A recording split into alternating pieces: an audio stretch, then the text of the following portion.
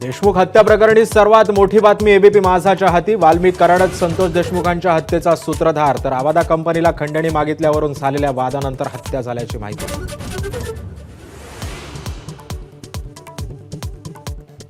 देशमुख हत्या प्रकरणातल्या आरोपपत्रातील क्रमवारी माझाच्या हाती. कराड पहिला आरोपी तर विष्णू चाटे दुसरा आरोपी असल्याची माहिती, तर फरार कृष्णा आंधळे आठवा आरोपी.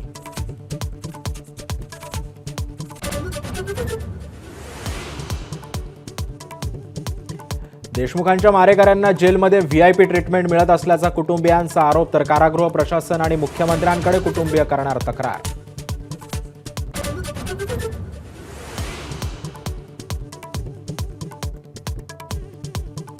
शिंदे सरकारच्या अजून एका निर्णयाला मुख्यमंत्र्यांकडून ब्रेक. तानाजी सावंतांनी दिलेल्या आरोग्य विभागाच्या 3,200 कोटींच्या कामाला स्थगिती, तर किमती फुगून पुण्याच्या कंपनीला कंत्राट दिल्याचा संशय.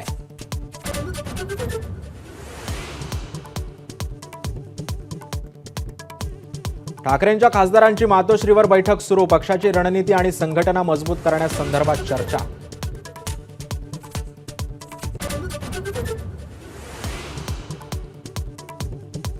कृषी मंत्री माणिकराव कोकाटे यांच्या शिक्षेला स्थगिती न देण्याच्या मागणीसाठी आणखी एक अर्ज दाखल. कोर्टानं दोन्ही बाजूंनी युक्तिवाद ऐकला, दुपारी निर्णय देणार.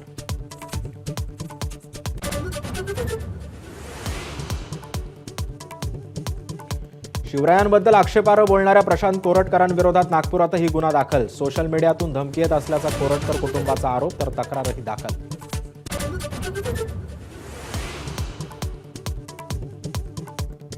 एचएसआरपी नंबर प्लेटवरून पेटला वाद. तिपटी वसूल होत असल्याचा आरोप, तर शरद पवारांच्या राष्ट्रवादीचं मुख्यमंत्र्यांना पत्र, तर माझाच्या स्टिंग ऑपरेशनमध्ये धक्कादायक वास्तव उघड.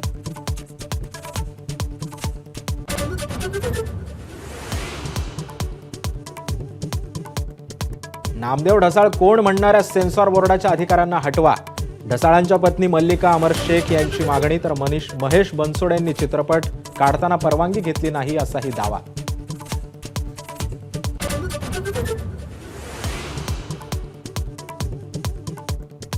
नाशिकच्या गंगापूर रोडवरील मोगलीज कॅफेमध्ये भाजप आमदार देवयानी फरांदेंचा छापा. कॅफेच्या नावाखाली असलेले कारनामे सुरू असल्याचा दावा.